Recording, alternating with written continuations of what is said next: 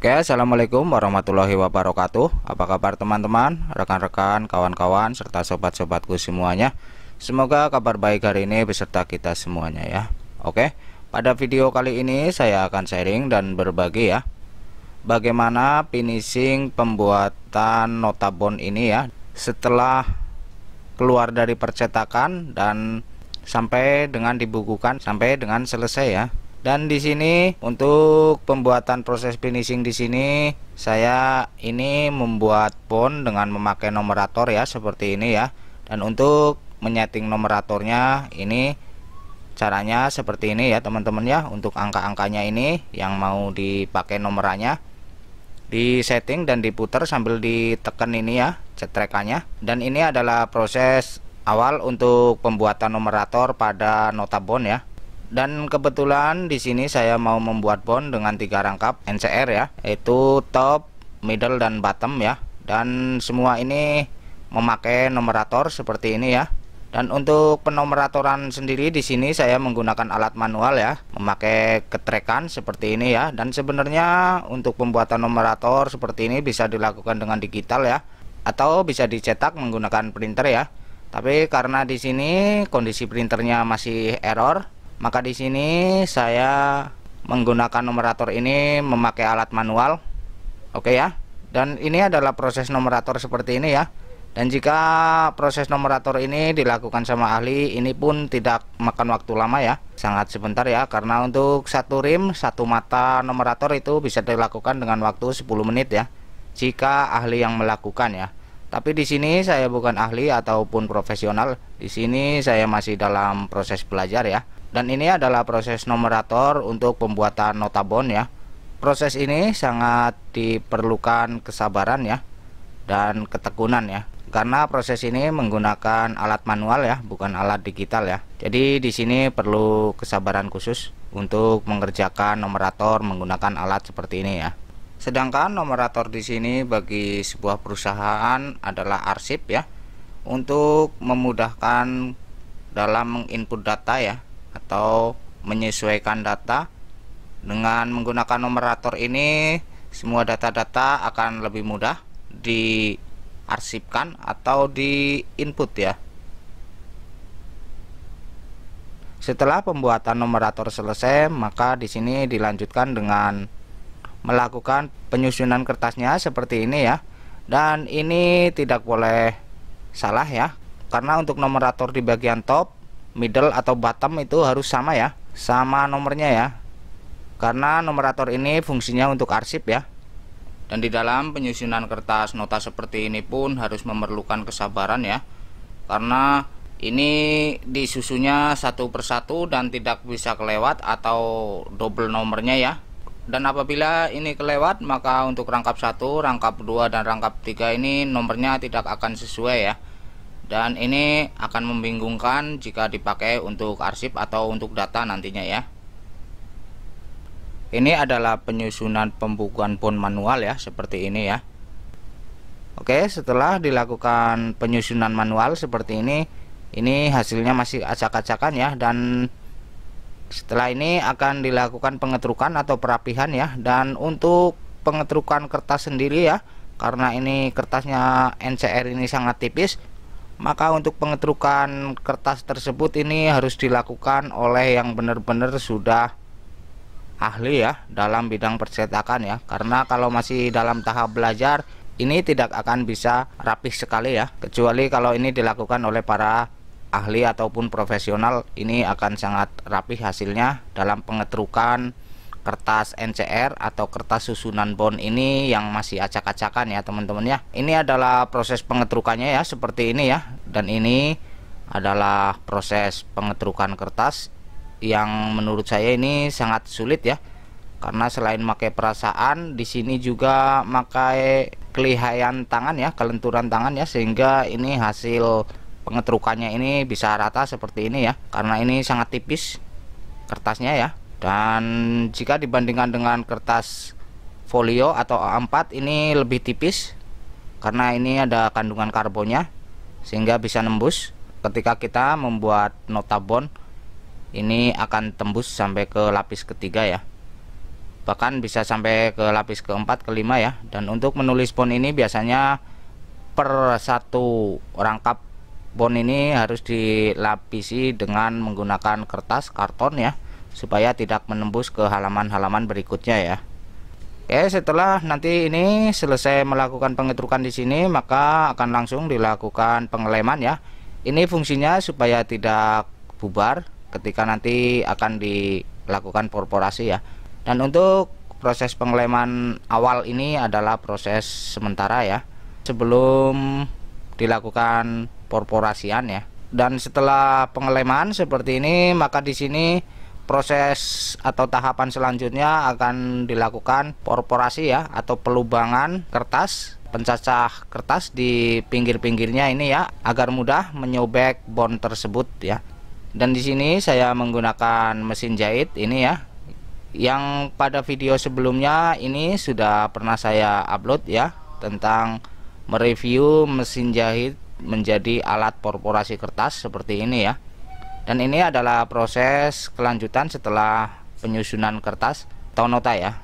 Dan setelah proses porporasian seperti ini, di sini akan dilanjutkan lagi dengan proses penyampulan ataupun penjilidan ya. Dan sebenarnya untuk melakukan finishing pembuatan nota bond seperti ini tidaklah bisa terburu-buru ya, karena banyak sekali proses yang harus dilalui sehingga menjadi sebuah nota atau sebuah bond ya.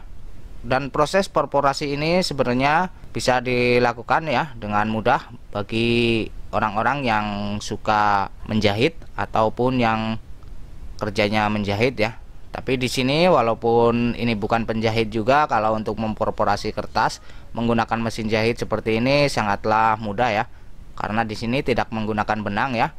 Dan di sini hanya menyesuaikan format pada posisi kertas yang mau diporporasi seperti ini ya teman-teman ya. Dan setelah nanti proses porporasian ini selesai, di sini pun akan dilakukan pengetrukan kembali ya, kertas kembali supaya rata dan dilakukan pengeleman ya. Dan ini adalah pengeleman untuk menjadikan satu buku ya. Walaupun nantinya setelah dilakukan pengeleman seperti ini, di sini pun akan dijilid dengan menggunakan alat jilid ya. Yang kebetulan di sini dalam menggunakan alat penjilidan tersebut, saya ini menggunakan paku ya, untuk supaya kuat dan tidak gampang terlepas ya bukunya ini. Di sini untuk penjilidannya saya menggunakan paku ya, dan paku yang saya gunakan di sini untuk ukuran panjang kurang lebih 1 sentian. Dan di sini pun untuk pembuatan nota atau penjilidan buku nota seperti ini, sebenarnya videonya ini sudah saya unggah pada video saya sebelumnya ya teman-teman ya. Karena di sini proses finishing ya, pembikinan nota bond dari setelah keluar dari percetakan ya. Dan untuk penjilidannya di sini saya menggunakan paku ya. Ini saya kasih 2 paku ya untuk satu notanya nanti. Satu atas satu bawah ya. Dan walaupun di sini menggunakan paku untuk penjilidannya, tapi ini dijamin sangat kuat ya. Selain sangat kuat, ini juga bisa menghemat biaya ya. Dan setelah semua penjilidan prosesnya dilalui seperti ini, maka langkah terakhir atau langkah berikutnya adalah pembuatan sampul ya, penyampulan pada nota bond tersebut ya teman-teman ya. Dan untuk pembuatan penyampulan nota bond tersebut, di sini memakai cover polos ya, cover bond yang umum atau yang sering dipakai para tukang cetak. Oke ya.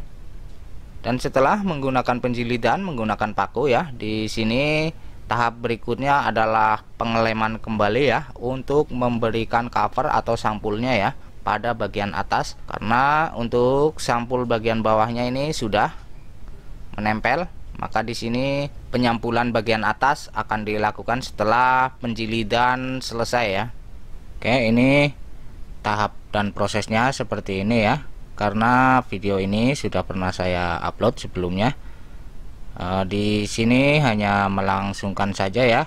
Untuk proses penjilidannya ini seperti ini ya, satu persatu ya, ditutup cover bagian atasnya atau ditutup sampul bagian atasnya. Setelah itu dilipat dan digosok dan digosok dengan menggunakan kain ya, agar tidak keriput nantinya ya. Dan untuk pengeleman covernya ini tidak boleh terlalu kering lemnya ya, jadi posisi lem masih agak basah ya. Terus ditempelkan covernya seperti ini ya. Dan setelah selesai pengeleman bagian atas, maka di sini dilangsungkan pengeleman bagian bawahnya atau pelipatan covernya ini seperti ini ya teman-teman ya. Setelah dilakukan pengeleman seperti ini dan pelipatan ya, maka di sini langsung digosok dengan menggunakan kain ya. Dan setelah pengeleman dan penyampulan bagian atas ini selesai, di sini nanti akan langsung dipotong ya. Dan dalam satu ukuran kertas folio ini dibagi menjadi 2 buku ya. Dan sebenarnya untuk keperluan nota sendiri ini tergantung dari permintaan konsumen ya, karena satu folio ini bisa dibagi menjadi 4 nota. Dan apabila menjadi 4 nota, maka jadinya buku ini kurang lebih 40 buku nota ya. Dan apabila dibagi menjadi 2 nota, ini menjadi 20 buku nota. Dan apabila dibagi menjadi 3/4 folio, maka ini akan menjadi 30 buku nota nantinya ya. Oke ya. Dan ini sebenarnya adalah proses yang sangat memakan waktu ya. Jadi untuk pembuatan nota ataupun manual seperti ini tidaklah bisa terburu-buru ya, karena di sini perlu tenaga khusus untuk mengerjakan finishingan nota bond seperti ini ya teman-teman ya. Selain tenaga khusus, ini prosesnya juga sangat panjang ya, dan banyak sekali proses yang harus dilalui ya. Oke, ini prosesnya seperti ini ya teman-teman ya. Sudah selesai, tinggal nanti untuk proses terakhirnya ini akan dilakukan pemotongan. Oke, dan untuk bond ini saya bikin cuman 1 rim ya, tapi karena ini 3 rangkap, maka ini adalah hitungannya 3 rim ya teman-teman ya. Oke, ini sudah selesai ya teman-teman ya, tinggal saya mau bawa ke tukang potong ya. Dan sekian dulu ya sharing dari saya, semoga bermanfaat ya teman-teman ya. Dan jika teman-teman suka dengan video yang saya bagikan kali ini, jangan lupa ya bantu like, komen, subscribe, dan juga share ke teman-teman yang lain ya. Dan ini adalah proses pemotongan kertasnya seperti ini ya teman-teman ya. Ini menggunakan mesin potong kertas khusus ya. Ini mesin manual dan sangat besar ya. Ini mesin ini tidak hanya untuk memotong kertas bond seperti ini ya, atau buku-buku kecil seperti ini, tapi ini juga bisa untuk memotong kertas dengan ukuran lebar atau ukuran tebal ya teman-teman ya. Oke, sekian dulu video sharing dari saya, semoga bermanfaat dan terhibur ya teman-teman ya. Ambil sisi baik yang ada pada video ini dan buanglah sisi buruk juga yang ada pada video ini ya. Oke, sekian dulu. Salam kompak, salam semangat, dan salam kreativitas tanpa batas. Assalamualaikum warahmatullahi wabarakatuh.